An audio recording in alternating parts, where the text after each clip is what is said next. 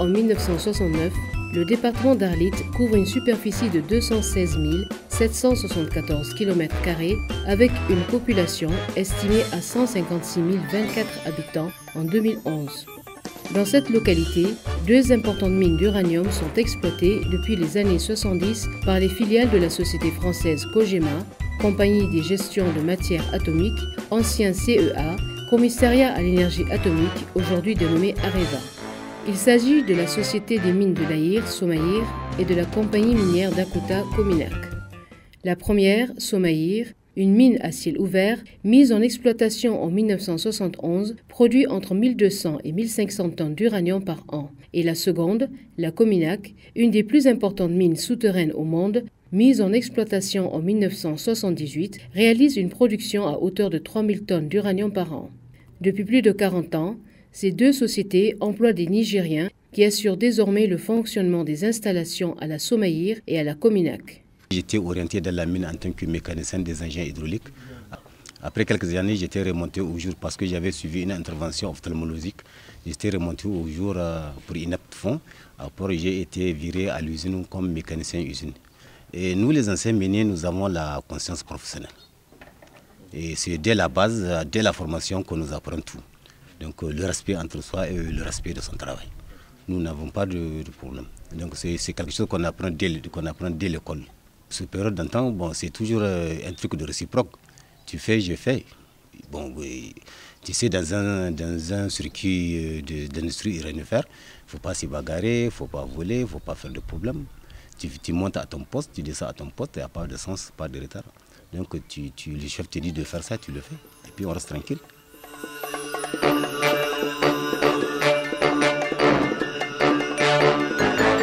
La route de l'uranium, via laquelle l'uranium extrait à Arlit est exporté sous forme d'uranate vers la France en passant par le port de Cotonou, eh bien cette route n'existe que de nom. D'Arlit à Tawa, ce tronçon est complètement dégradé et impraticable, compliquant le trafic, surtout pour les gros porteurs. Et dire que c'est sur cette route que passe l'uranium nigérien, c'est incroyable. La route dite de l'uranium aujourd'hui dans un état de délabrement exagéré, très poussé. On ne peut pas même s'imaginer que c'est par cette route-là que passe cette fortune. C'est une honte vraiment nationale qui n'épargne ni Areva ni l'État du Niger, dans la mesure où aujourd'hui on joue au malin et demi. Certaines personnes ou certaines structures, certaines sociétés, certaines autorités se contentent simplement de se faire bien vendre, donc en vociférant pour se faire entendre par Areva, qui préfère également jeter, j'allais dire des miettes pour ne pas dire des os, à certaines personnalités nigériennes qui se contentent de ça et on ne voit pas l'impact. Arlit manque d'infrastructures de type moderne malgré la richesse dont regorge son sous-sol. Le problème d'eau potable, l'accès aux soins sanitaires, le manque d'emploi sont entre autres maux auxquels font face les populations d'Arlit. De mon point de vue, la solution n'est pas de mettre de l'argent liquide dans les caisses, mais il faut régler les problèmes réels. Les problèmes réels, c'est quoi? C'est les problèmes de l'emploi, c'est les problèmes des voies de communication, c'est les problèmes de toutes les villes et grands villages qui sont traversés par le cortège de l'uranium, qui ne voit que ces convois-là passer et qui en retour ne profitent en rien de cet uranium, alors que la petite savane que nous avons est aujourd'hui assujettie à une exploitation à outrance pour des feux de bois, de foyers, pour tous les besoins en énergie. On s'abat sur la petite savane, alors que Areva doit être à même, de mon point de vue, de nous faire la possibilité, et ça va créer aussi de l'emploi, d'utiliser le charbon que nous avons à Sonichar et ailleurs pour faire des briquettes qui vont nous permettre d'alléger un peu toute la pression qu'on est en train de mettre sur l'abattage des arbres. Areva doit, de mon point de vue, également nous aider à utiliser aujourd'hui le gaz à bon marché dans toutes les grandes villes qui sont traversées par le cortège de l'uranium, ce qui créera également de l'emploi.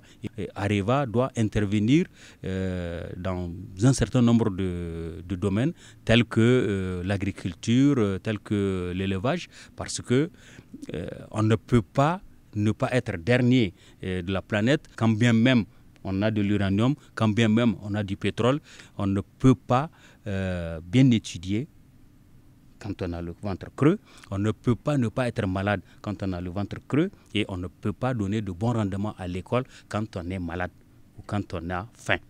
Depuis le début de l'exploitation, les minerais, en raison de leur faible teneur en uranium, 0,5% sont traités sur place à Arlit et à Kouta. Du jour au lendemain, l'environnement est pollué du fait de la radioactivité dont Arlit et sa population sont les principales victimes aujourd'hui. Maintenant, on te fait sortir dans les pioles, on te fait coucher dehors, sans couverture. À ce moment, je ne parle même pas. Je ne pourrais même pas parler. En 77, son de malato, il faut dire à quoi, quand tu as ça. Il faut que tu aies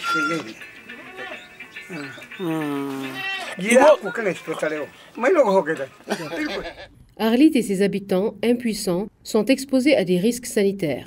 Une situation qui interpelle les ONG actives dans le domaine minier, qui exige une étude épidémiologique et radiologique de la zone. Si effectivement ces maladies bizarres qu'on a trouvées dans ces années 99 et 2000 sont liées à l'uranium. Mais maintenant, c'est cette étude qui bloque. Areva a donné certaines réponses à ces deux questions qui sont donc les plans compteurs de la ville d'Arlit et en même temps l'observatoire de santé, mais qui n'ont jamais fonctionné. D'abord, quand on a commencé ce que nous appelons les plans compteurs, on a trouvé des maisons tout de suite contaminées, qu'Areva a détruit et reconstruit, donc à des gros frais. Et certainement, c'est lié à seulement cela. Il s'agit de la santé publique et que le ministre de la Santé doit s'impliquer. Parce qu'actuellement, ça se passe avec Soupamine et Areva. Mais Soupamine, je ne vois pas qu'est-ce qu'ils font dans la santé. C'est une affaire de santé publique, d'où nous lançons un appel vibrant au ministère de la Santé pour s'impliquer de cette question-là.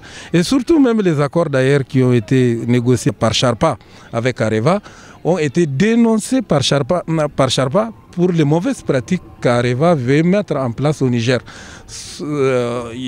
Tantôt, il parle du manque des hôpitaux au niveau du Niger pour déclarer des maladies liées donc à la radioactivité. Et d'ailleurs, il est consigné même dans les statuts qu'il faut construire un hôpital de référence dans la ville d'Agadez pour s'occuper de ces affaires nucléaires. Mais malheureusement, on n'a pas commencé par ces choses-là. On a commencé par faire des petites visites par des médecins qui ne sont pas des médecins nucléaires. La dégradation des conditions de vie et de travail avait amené les travailleurs d'antan à s'organiser autour des syndicats afin de mieux défendre les intérêts des agents. Une nouvelle donne qui a annoncé le bras de fer entre les délégués des travailleurs et l'administration. C'était dans les années 90, début des problèmes et autres difficultés de toute nature dans les sociétés minières d'Arlit. On s'est imposé en tant que syndicaliste. Moi, j'étais délégué du personnel à l'époque. On s'est imposé, il y a eu délit. On est arrivé à un compromis entre... Comme là qu'elle s'est retirée, elle a dit, ah, comme c'est une question, ça coûte cher le départ, donc elle préfère qu'il réduise au moins la durée, le temps quoi, de travail. Au lieu de 7 sur 7, ils ont ramené ça à 5 pour d'autres 4 sur 7. Somaïr a maintenu son programme et il y a eu un transfert de ces quelques personnes ciblées par la Somaïr, ils ont été transférés à la communale. Donc, c'est dans ces années-là que le problème a débuté. Maintenant, quand en 1990, la Somaïr avait voulu tout simplement remercier un quart de ces travailleurs. Les syndicalistes ont lutté avec les Adadji Soumaïla, les Bourem Menassara et autres. On a pu décrocher le départ volontaire. C'est-à-dire que tu remplis volontairement une demande, la société te donne tous tes droits et tu t'en vas. Maintenant, dans le protocole d'accord de départ volontaire, il est prévu les soins médicaux, les transports, ceux qui sont endettés au niveau des banques, que les sociétés minières prennent au moins une moitié de leur dette, quoi. Plusieurs années après leur retraite, certains anciens miniers gardent encore de mauvais souvenirs de leurs employeurs. Tout celui qui a quitté ces deux sociétés-là, il a un beau regret pour les soins. Un grand regret pour les soins. C'est ça ce qui a amené à nos collègues. Il y a certains d'entre nous qui sont assis. C'est-à-dire ils ne bougent même pas pour pisser et pour chier. Ils sont assis. Actuellement, je suis maladif parce que j'ai un contrôle chaque 2 mois. Hein? Ça, c'est l'examen que je passe à la Cominac à chaque mois. Mais maintenant, ils m'ont donné un examen de 2 mois. J'ai une femme qui est décédée à cause de cette maladie. En 82, elle a été évacuée par Cominac, par avion sur Niamey. Elle a eu des soins au niveau de Niamey. Et à partir de ce jour, jusqu'à là, depuis qu'elle est décédée, elle n'a eu aucun soin. Le regret, c'est que les gens sont tous morts. Les hommes, 30 ans de mine, 25 ans de mine, il n'y a personne. On peut avoir un chiffre, par exemple, de gens. Bon, et ici, j'ai la liste des agents des Soumaïr décédés après leur fonction. Ce n'est pas tout le monde qu'on a eu. Donc, nous avons jusqu'à 151 personnes. Donc, je vais vous citer quelques noms. Et ces décédés sont la majorité de ces gens. Ce sont les gens de l'usine fabrication, les gens qui transforment le caillou en uranate et les gens de la carrière où on extrait le bloc. Donc, il y a Bilal Gabdou, il est de l'usine. Il y a Bankoula Kaptina, il est de l'usine. Bokari Matala, carrière. Moussa Kate, carrière. Jusqu'à 151. Ça, ce sont les gens dont nous avons appris. Et sauf ceux qui étaient décédés et qu'on n'a pas de leurs nouvelles. Et la quasi-totalité de ces gens, ce sont des gens qui sont restés couchés longtemps avant de mourir. En tout cas, la situation d'Arlit, c'est presque une catastrophe si les gens ne prennent pas de précautions. Cette catastrophe-là, c'est dû à l'eau qu'on boit, à la poussière. Il y a plusieurs facteurs, quoi. On était en pleine négociation avec eux.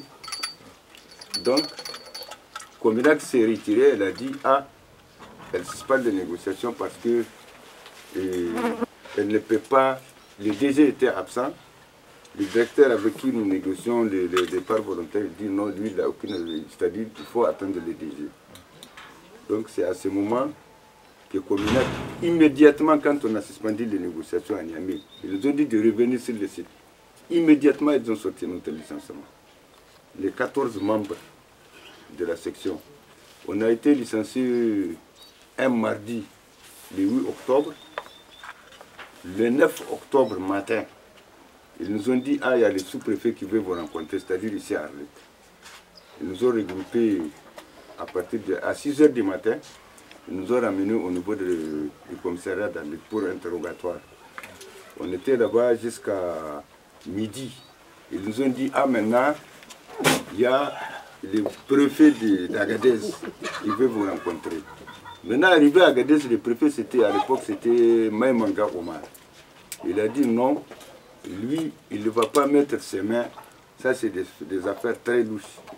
Ainsi, problème sur problème, la société minière d'Arlit avait entrepris quelques réformes pour pouvoir supporter les charges selon nos sources. Plusieurs agents étaient alors obligés de prendre leur départ volontaire.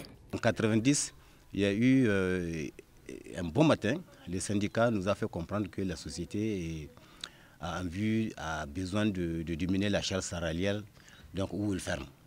Donc nous avons choisi de partir pour la survie de la société et de nos collègues. Donc il y a eu une négociation entre les syndicats, la société civile, les syndicats et l'État et puis le système minière. Donc il y a eu un bloc de 4 millions. Donc il y a un protocole d'accord qui a été arrêté. Il nous a fait des promesses. Suite à ça, nous avons quitté. Alors c'est par après qu'ils n'ont pas tenu à leur engagement du protocole d'accord. C'est suite à ça qu'on est parti en justice avec les sociétés minières. Nous avons donné des preuves tangibles pour notre revendication. Le juge en personne, il a dit ces gens, ils ont raison, il faut les payer. Nous avons travaillé avec Areva depuis qu'ils avaient des engins en pneumatique. Aujourd'hui, ils ont des engins avec carte mémoire. Nous avons travaillé avec Areva depuis que leur installation Uranifar était en manuel, parce que l'usine tournait en manuel avant. Aujourd'hui, l'usine tournait en automate. Cela veut dire que nous avons apporté des milliards pour Areva, nous avons apporté des milliards pour l'État. Donc aujourd'hui, avant de quitter, je répète qu'Areva nous a volé. Nous sommes toujours derrière nos droits.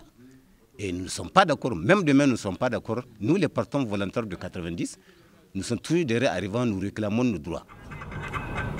Cependant, comparativement aux années antérieures, les conditions de travail ont connu par la suite quelques améliorations, même si beaucoup reste encore à faire. Les conditions de travail dans la mine maintenant ils sont améliorées par rapport aux années antérieures.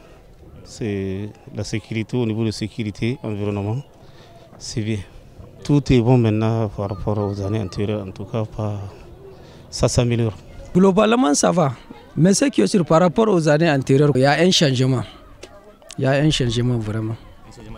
Un changement côté sécurité, environnement. Mais ça, c'est qui est sûr, il faut revoir, c'est le côté social qui reste. Ça, aspect rémunération, conditions de vie, prise et charge. La prise en charge surtout, c'est ça qu'il faut revoir. Il y a des gens au début, ils travaillaient en fait continu et ils gagnent beaucoup. Maintenant, le système a changé pour réduire le coût. Donc, on a ramené les gens du feu continu en 3-8. Donc, cela veut dire que les gens ont perdu. Et miraculeusement, comme somme qu'on doit récupérer pour combler le manque à gagner du feu continu, à notre grosse surprise, donc au lieu d'avoir une somme colossale, c'est de 4 000, 5 000, pas plus que ça. Donc globalement, les travailleurs ont perdu dans ce cas. Fort de l'expérience passée, les délégués syndicaux restent plus que jamais déterminés aujourd'hui à lutter pour défendre les intérêts des agents. On multiplie les rencontres avec l'employeur lui-même. On multiplie les rencontres au niveau des représentants du personnel parce que nous avons 2 structures syndicales. Mais à chaque fois qu'un problème de grande envergure s'oppose, les 2 structures travaillent en symbiose et les représentants se retrouvent, des délégués du personnel aux membres des sections, aux membres des bureaux exécutifs. On se retrouve et puis on discute sur le comment résoudre le problème. Et ensuite, on fait une délégation mixte donc, qui rencontre l'employeur pour discuter. Si on n'aboutit pas, c'est ça que je disais tantôt, on fait appel donc à la médiation de l'inspecteur du travail et dans certaines situations, on va jusqu'à rencontrer monsieur le préfet d'Arlit pour qu'il puisse intervenir pour une médiation entre nous et l'employeur. Parce que nous n'avons pas l'impression, en tout cas aujourd'hui, que l'employeur soit vraiment de bonne disposition d'esprit, en tout cas à résoudre les problèmes en faveur des intérêts de tout le monde. Plus de 40 ans d'exploitation d'uranium, plus de 40 ans de pillage des ressources minières du Niger, et malgré tout, le géant du nucléaire français Areva cherche à imposer ses lois au Niger. Areva, qui ne veut pas faire appliquer la loi minière de 2006, ce qui a mené le cadre des structures de la société civile unie pour défendre les intérêts du Niger à dire non à Areva. En ce sens, une marche pacifique et des meetings avaient été organisés par les structures de la société civile très engagées et déterminées à faire fléchir Areva. Pour le réseau des organisations pour la transparence et l'analyse budgétaire ROTAB, et l'ensemble de la société civile, vous en convenez avec moi, plus que jamais, le Niger doit tirer profit de ses ressources uranifères et les causes contractuelles abusives, celles-là même qui ont prévalu jusqu'ici, doivent changer impérativement. Ce changement passe nécessairement par un partenariat sincère et transparent qui puisse préserver les intérêts de chacune des parties. Camarades, les négociations actuelles constituent une opportunité pour les Nigériens, particulièrement la jeunesse nigérienne, qui doit jouir des retombées de l'exploitation uranifère. La souveraineté ne se négocie pas. Sur l'application du Code minier 2006, les divergences entre le gouvernement du Niger et Areva ne se justifient point. L'État du Niger a en sa possession une législation dans ce secteur et le retard demande tout simplement au gouvernement son application stricte. Ça serait très grave, d'autant plus que d'abord la constitution du Niger stipule que les ressources naturelles et du sous-sol appartiennent au peuple nigérien. Et dans le cadre de leur exploitation, la loi prévoit, la constitution prévoit les conditions dans lesquelles l'exploitation doit se faire. Et cette exploitation doit se faire de manière transparente. Donc c'est déplorable parce que nous n'avons pas d'informations officielles. C'est vrai que nous sommes arrivés à terme de négociations normalement le 28 février, mais aucun communiqué officiel n'est venu nous le dire. Et on ne sait pas où est-ce que nous en sommes exactement. Deuxièmement, ça serait déplorable parce que toujours la Constitution du 25 novembre 2010, en son article 41, elle dit « Les biens publics sont sacrés et inviolables. Toute personne doit les respecter scrupuleusement et les protéger. » Et les ressources naturelles et du sous-sol sont des biens publics. Les autorités actuelles ont le devoir sacré de les protéger, de les respecter. Et les respecter, c'est faire en sorte que la loi 2006 soit appliquée à toutes les compagnies. Le contrat minier entre le Niger et Areva arrivait à son terme en fin décembre 2013. Dans la relecture de ce contrat, la prise en compte de la loi minière de 2006 par Areva était un impératif. Les discussions globales portent sur 7 points. Le premier point concerne les conventions minières, dont le renouvellement doit se faire dans le respect de la loi 2006. Il peut être considéré normal que des sociétés minières rechignent à l'application de la loi au motif qu'elle soit pénalisante. Mais je tiens à vous assurer que pour le gouvernement, l'application de la loi 2006 ne souffrira d'aucune ambiguïté. Mais comme l'a dit Montesquieu, une chose n'est pas juste parce qu'elle est loi, mais elle doit être loi parce qu'elle est juste. Le troisième point concerne le prix Niger. Le prix de transfert Niger, c'est-à-dire le prix auquel nous vendons notre uranium, nous avons voulu désormais qu'il soit indexé sur le cours de l'uranium, avec un coefficient de pondération entre le court terme et le long terme. Quatrième point concerne la gouvernance des sociétés. Comme vous le savez, notre gouvernement entend faire que le Niger soit présent dans la gouvernance de la direction des sociétés. Après 40 ans, nous pensons que le Niger est en droit de demander la nigérisation des postes. Et voilà pourquoi, pour cette question, nous avons demandé la nigérisation des 2 postes de directeurs généraux, aussi bien celle de Soumaïr que celle de Cominac. En effet, pour nous, la difficulté de ces sociétés n'est pas liée à l'application de la loi, mais à la non-maîtrise des coûts. C'est pourquoi nous insistons que les Nigériens soient au poste de direction. Le comportement d'Areva face au Niger a provoqué un tollé de réactions dans le pays, classé en bas du rang mondial des pays pauvres. Le gouvernement doit tout faire, doit mettre tout en œuvre pour que le code minier 2006 soit appliqué pour que le Niger en bénéficie. Parce que si eux ils refusent, c'est parce qu'ils gagnent leur quelque chose. Donc nous, c'est notre richesse. Et c'est sur ça seulement que le Niger compte. Après l'uranium, c'est le pétrole qui est venu avant-hier. Vraiment, le gouvernement nigérien ne doit pas céder. Parce que c'est un chantage, c'est du bluff qu'ils sont en train de faire. J'ai compris que c'est des techniciens Areva. Avant, je crois que c'était Kojima. Quand ils ont compris qu'ils n'avaient rien à tirer, ils ont transformé Areva en Kogema en Areva.